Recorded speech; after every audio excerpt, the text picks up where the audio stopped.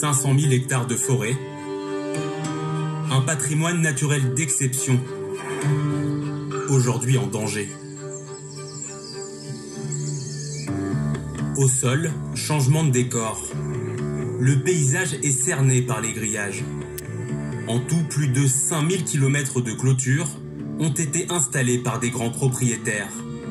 À l'intérieur de leur gigantesque terrain, sangliers, cerfs ou chevreuils n'ont plus d'échappatoire. La nature a été massacrée par 10-12 gros propriétaires qui veulent s'accaparer la Sologne et finalement ils ont tout détruit. La Sologne, un territoire de chasse devenu le terrain de jeu des plus fortunés.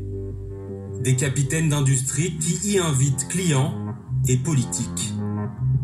C'est les mêmes personnes qu'on trouve à Saint-Tropez qui alignent leur bateau et c'est à celui qui aura le plus grand bateau. Et ben ces patrons ici en Sologne, c'est à celui qui fera 80 sangliers en une journée de chasse. Alors le voisin, il va essayer d'en faire 85. Le pouvoir de l'argent fait permettre certaines choses que nous, on ne ferait pas. Nous avons enquêté sur ces chasseurs VIP et leurs dérives. Plongés dans les parties de chasse secrètes des grands patrons. La semaine dernière, c'était l'ouverture de la saison de la chasse en Sologne. Une chasse libre, celle-là, et sans aucun grillage. T'as vu quelque chose, Michel? Ouais, 2 chevreuils et 2 faisans. D'accord. Et ils coupent où, les chevreuils? Au coin là-bas. D'accord. T'as rien vu d'autre? Non. Dans la région, on traque le sanglier en respectant la réglementation. Tout l'inverse des chasses privées des grands propriétaires. Nous, en une année, en une saison de chasse, on va faire 2 sangliers. Eux, ils vont en faire facilement 100 fois plus, sans problème. Sans problème. Ils savent qu'ils vont voir du gibier, forcément, puisque c'est clos. C'est comme si tu chassais un faisan dans une volière, c'est pareil. Hein. Ils respectent pas la chasse, en fait. Mais pourquoi la faune et la flore des forêts de Sologne sont-elles menacées? Voici la réponse. Ces immenses propriétés privées. Le patron de Bouygues, les héritiers de Dassault, le propriétaire de la marque Chanel, les PDG de Bic ou de Pathé. Tous ont investi en Sologne. À chaque propriété son terrain de chasse, et à chaque terrain de chasse, ces milliers de kilomètres de clôture. Rien d'illégal, mais tout un écosystème bouleversé. La lutte contre l'engrillagement de la Sologne, c'est le combat de ce couple. Là, encore ce saloperie de grillage, là, le barbelé au-dessus. À la tête d'une association, il dénonce cette pratique des grands propriétaires. Ben là, c'est un grillage, c'est vraiment un grillage très solide. C'est un rempart lourd qu'on appelle. C'est pour empêcher les sangliers de franchir. Là. Même un gros mâle, 100 kilos, il passe pas au travers. Là. C'est très résistant. Et ça, c'est cruel parce que là, les chevreuils, quand ils veulent franchir ce grillage et ce barbelé, il reste ses pattes coincées dedans et on a déjà photographié des chevreuils morts. Vraiment, il n'y avait plus que la peau et les os pendus au barbelé. Ça, c'est inadmissible. C'est des gens qui viennent de Paris, des grands patrons, qui viennent 4-5 fois par an. Ils nous détruisent la Sologne alors que nous, on vit ici, on travaille ici. Nous, on subit les conséquences de leur égoïsme, de leur tape à l'œil. Voilà. Et là, on peut s'imaginer qu'il va y avoir la pose d'une clôture quand on voit des arbres qui ont été coupés comme ça, entassés sur le côté, dégagés sur 7, 8 mètres, 10 mètres de large. Là, c'est tout indiqué. Il va y avoir une clôture d'installer encore un coup. C'est quand même dommage, encore un bout de ce paysage qui s'en va.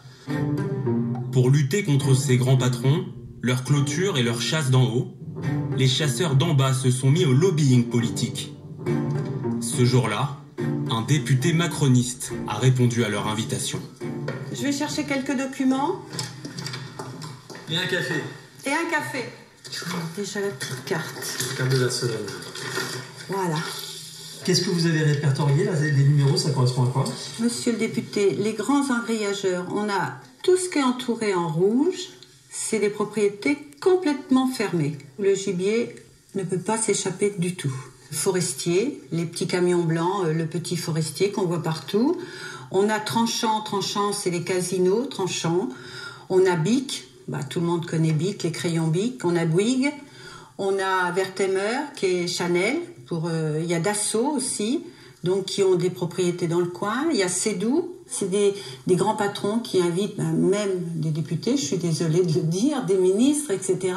Nous, à côté de chez nous, c'est ce qui se passe. Ces chasses privées, c'était l'un des derniers dossiers sur le bureau de Nicolas Hulot. Un dossier en suspens. J'avais sollicité Nicolas Hulot quand il était ministre, donc je vais recommencer la démarche avec François de Rugy pour mettre autour d'une même table tous les acteurs de ce dossier. Et puis si jamais on voit que ça ne bouge pas par ce biais-là, alors on passera par des changements de réglementation pour de nouveau rendre la Sologne plus libre qu'elle ne l'est. Une figure de la région s'oppose lui aussi au grand patron parisien. Nicolas Vanier, aventurier, réalisateur et chasseur lui-même. 2 millions d'entrées pour son dernier film, un hommage à la forêt de Sologne. Je suis né ici, j'ai grandi ici. Mon amour, je pense, pour la nature est né dans ces forêts, au bord de ces étangs. Et c'est donc effectivement une région que j'ai dans le cœur, on va dire.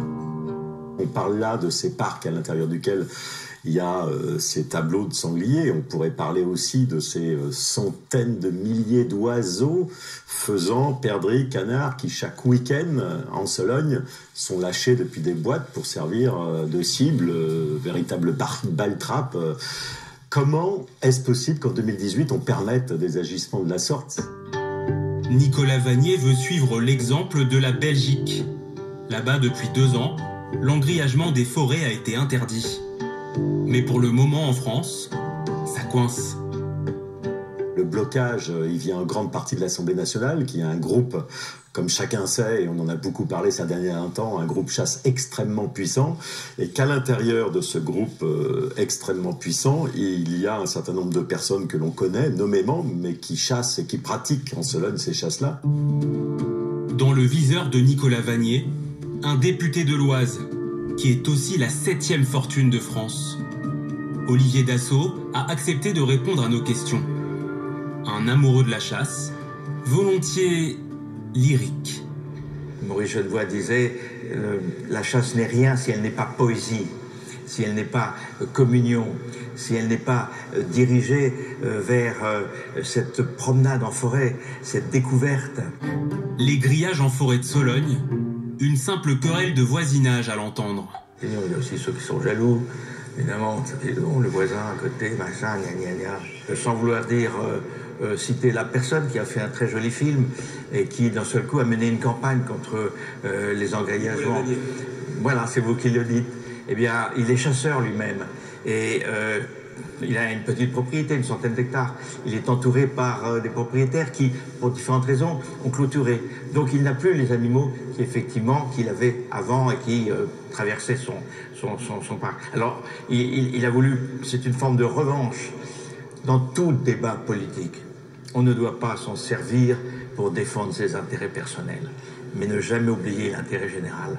Merci beaucoup. Merci à vous. Mais Olivier Dassault peut-il vraiment donner des leçons en matière de conflit d'intérêts ? À la fin de l'interview, il nous fait une confidence. Si le député défend les chasses privées, c'est aussi parce que c'est bon pour ses affaires. C'est également un lieu privilégié pour effectivement, après une battue ou lorsque j'ai ramassé le gibier, discuté avec quelqu'un, j'ai vendu beaucoup d'avions grâce à la chasse que je n'aurais peut-être pas vendu si j'avais demandé un rendez-vous, si nos vendeurs étaient allés pour essayer de vendre un de nos avions. Des jets privés vendus grâce à des grandes parties de chasse, Olivier Dassault assume. Depuis 20 ans, l'engrillagement des forêts de Sologne ne cesse de progresser. Un engrillagement dénoncé par les habitants de la région, en vain.